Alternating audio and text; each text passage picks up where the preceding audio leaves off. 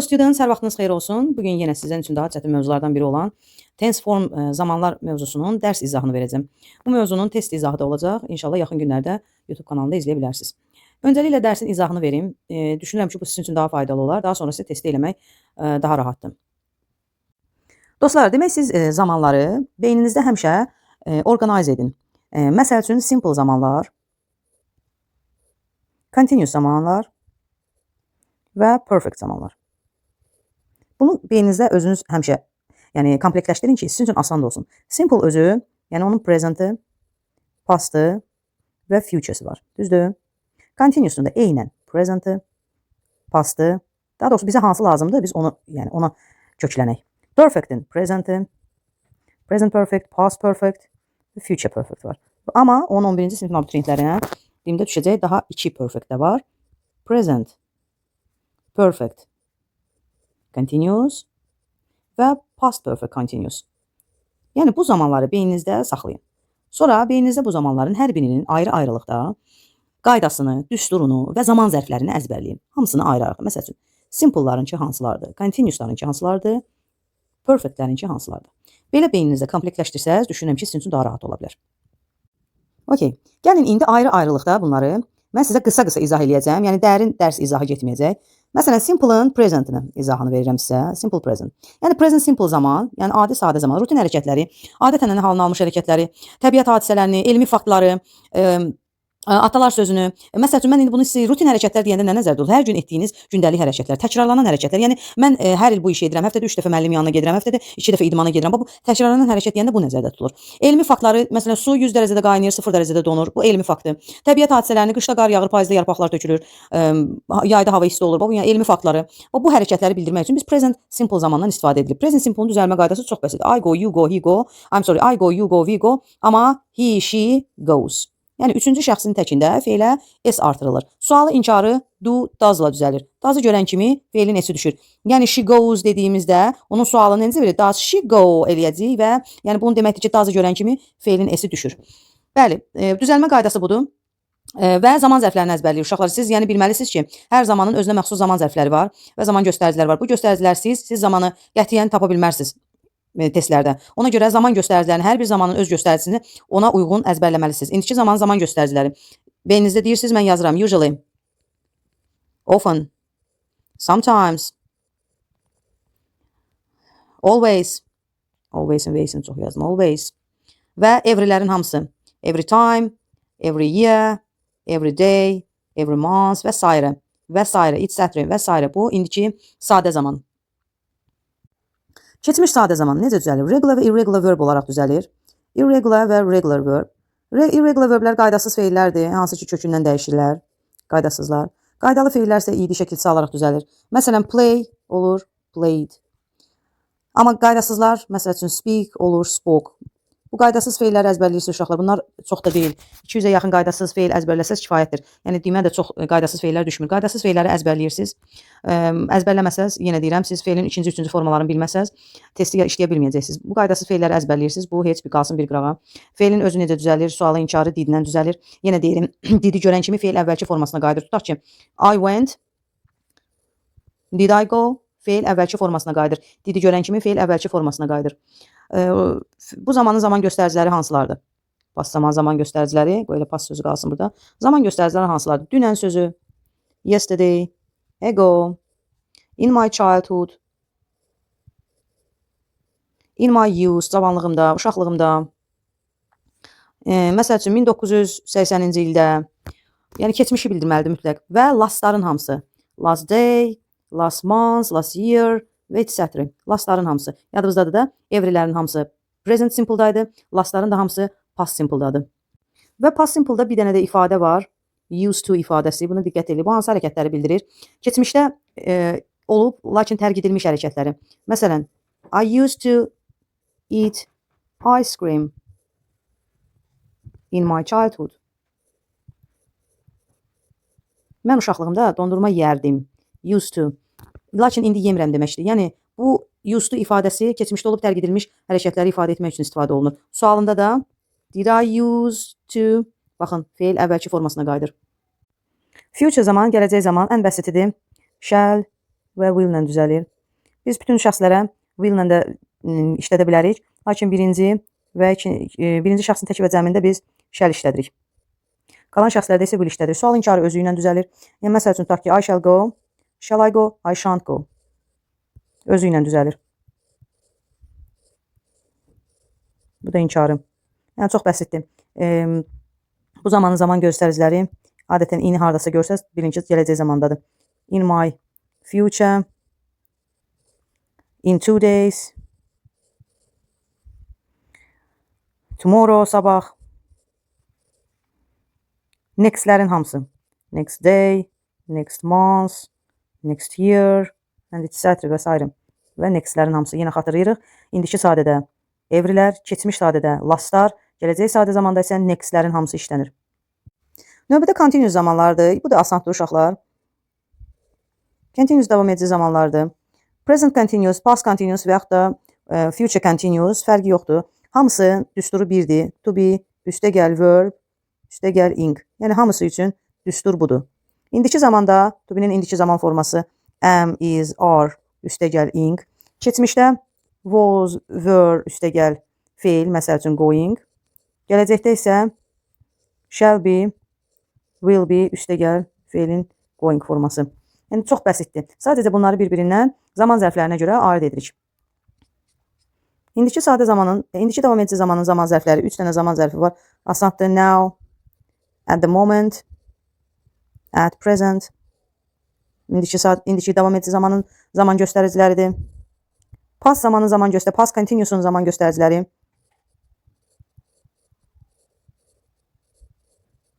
Yesterday, all day yesterday.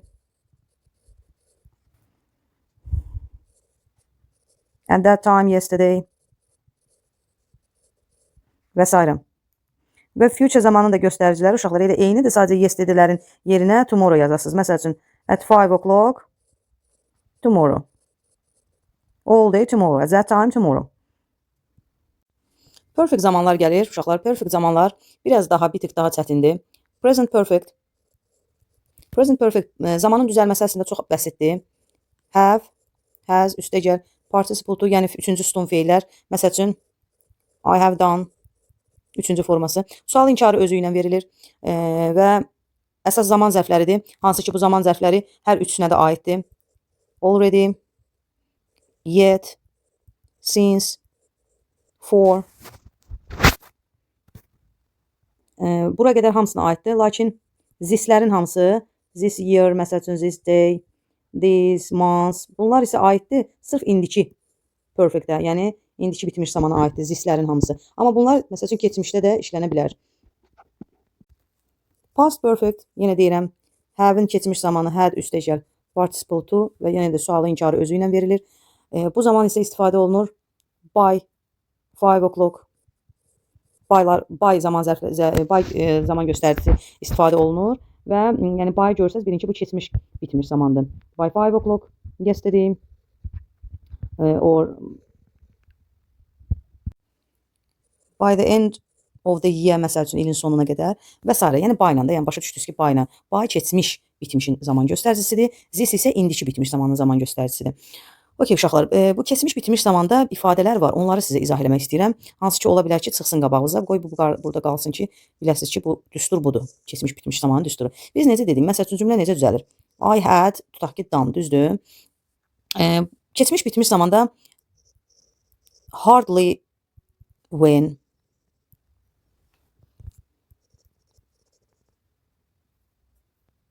scarcely when,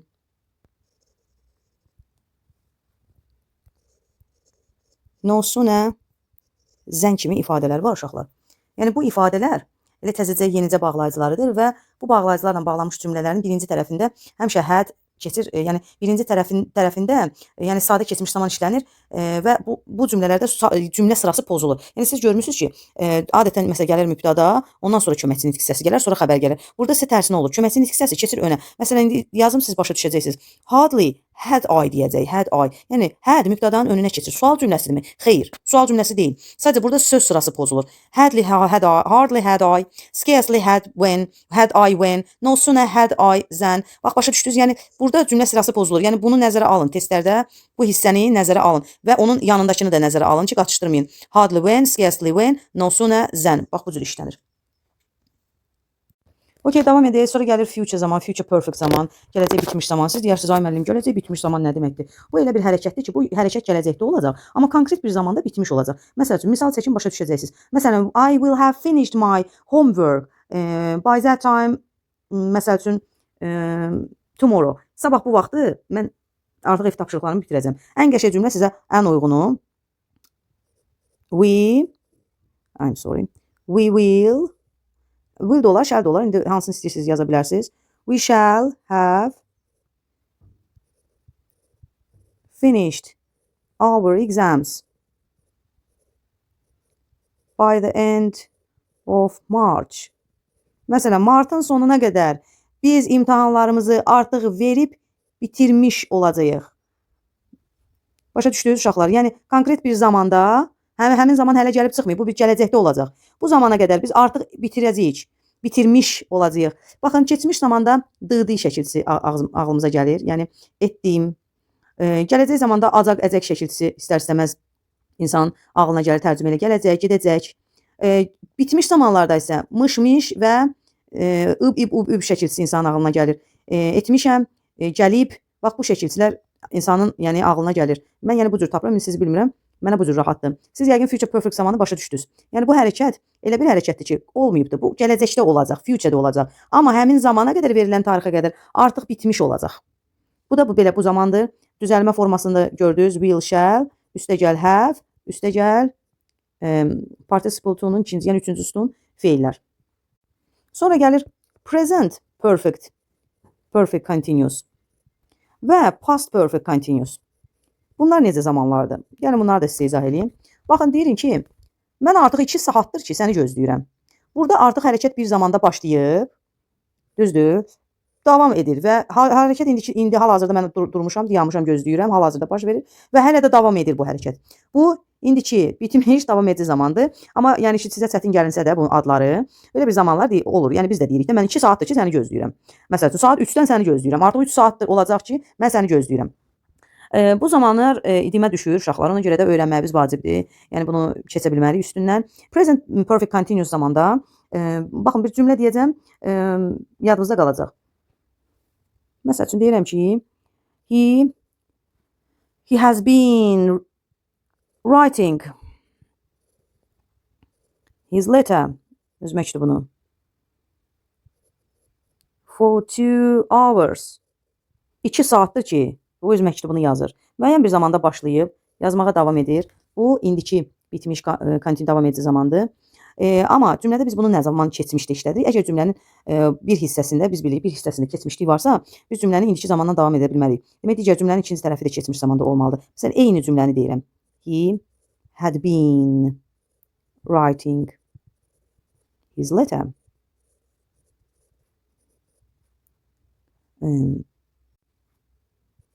for 2 hours when he came. Məsələn, when his father came. Düzdür? Burada əgər came varsa, yəni cümlədə bir keçmişlik var. Mən cümlənin baş tərəfini də keçmiş, yəni cümləyə uyğunlaşdıracağam. Onun atası gələndə, o gələndə, məsələn, Tom, tutaq ki, filan kəs artıq 2 saat idi ki, məktubunu yazırdı. Bu past perfectdir, bu isə present perfect continuous zamandır. Bunlar da dimə düşür, ona görə uşaqlar bunu öyrənməyiniz vacibdir. Yəni düsturu da bildiniz. Has been üstəgəl ingli forma. Had been üstəgəl ingli forma. Düsturu da budur.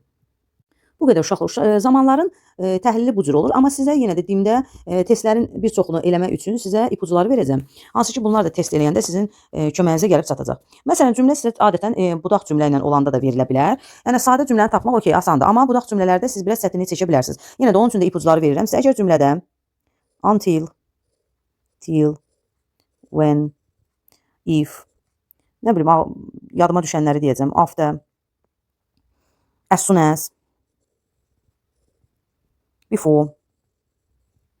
Bunlar varsa, uşaqlar, yadınızda saxlayın. Bunlardan sonra qəti və qəti will, nə bilim, shall, would, Gəlməz. Gəlməz. Yəni bunu ağlınızda saxlayın. Hətta bura aiddir. While, since. Və bu bağlayıcı. Yəni bilin ki, siz uşaqlar bu bağlayıcılardan sonra gələcək zaman işlənməz. When-dən sonra heç ümumiyyətlə have, has, had. Həmçinin while-dan sonra işlənməz. Yəni bunlar bitmiş zamanın göstəricisi. Yəni bitmiş zaman bunlardan sonra gəlməz. Həmçinin bura unless bağlayıcısı da aiddir. Bunu da deyim. Amma məsələn unless-dən də sonra nə have had gələr, nə də bax bunlar gələr. Heç biri gəlməz unless-də. Elə yeri gəlmiş unless-in adını çəkmişkən, gəlin sizə unless haqqında da deyim. Unless nədir? Unless if not deməkdir. Unless bərabərdir if not sözünə. Yəni cümlədə əgər unless varsa, cümlənin özü olduğu tərəfdə inkar olmaz qətiyyən və özündən sonra da gələcək zaman işlənməz. Məsəl üçün, məsələn deyərəm ki, I eat my məsəl üçün sandwich unless my father come. Mən öz sandviçimi atam gəlməmiş yeməyəcəm. Yəni bu deməkdir. Yadınızda saxlayın ki, unless-dən sonra gələcək zaman olmaz qətiyyən. Nə də heç onun keçmişi də, keçmişi də olmaz. Nə də ki, baxın, bitmiş zaman da olmaz qətiyyən. Heç biri olmaz. Bunlardan sonra heç biri olmaz. Yadda saxlayın. Bayaq saydığım bütün bağlayıcılar, uşaqlar, yanlarında adətən sadə zaman alırlar. Yəni present simple, past simple, future simple sadə zaman alır. Məsəl üçün bir dənə afdədir ki, yanına past perfect-i yanına istəyir. Past perfect-i və sadəni özündən qabağa alır. Məsəl üçün past simple-ı özündən qabağa alır, amma perfect-i yanında alır. Digər bütün tərsinə olur. Digər bütün bağlayıcılar isə əksinə eləyirlər. Məsəl üçün perfect-ləri özündən qabağa alırlar, öz yanlarında sadə zamanları alırlar. Bax bunu da yadda saxlayın və üçüncü əsas vacib məqamı deyirəm uşaqlar sizə. Testlərdə edə biləcəyiniz səhvlərdən. Məsələn, testdə bunu bilsəz, testi heç 2-3 saniyə həll eləyəsiniz. Yadınızda saxlayın. Əgər vergüllə verilmiş, məsələn, bəndlər A, B, C bəndidə tutaq ki, vergüllə verilib. İndiki ancaq uzlaşa bilər indiki və gələcək zamanla. Keçmiş də uzlaşa bilər yalnız keçmişlə. Başa düşdünüz? Əgər hər hansı bir bənddə indiki zaman, vergül, keçmiş zaman yazılıbsa, o bənd səhvdir. Yəni keçmiş keçmişlə uzlaşır, indiki və gələcəklə uzlaşır. Bunu yadda saxlayırsınız. Bu vacib məsələdir. Bu qədər dostlar, ümid edirəm sizə faydalı ola bildim. See you later. Good night.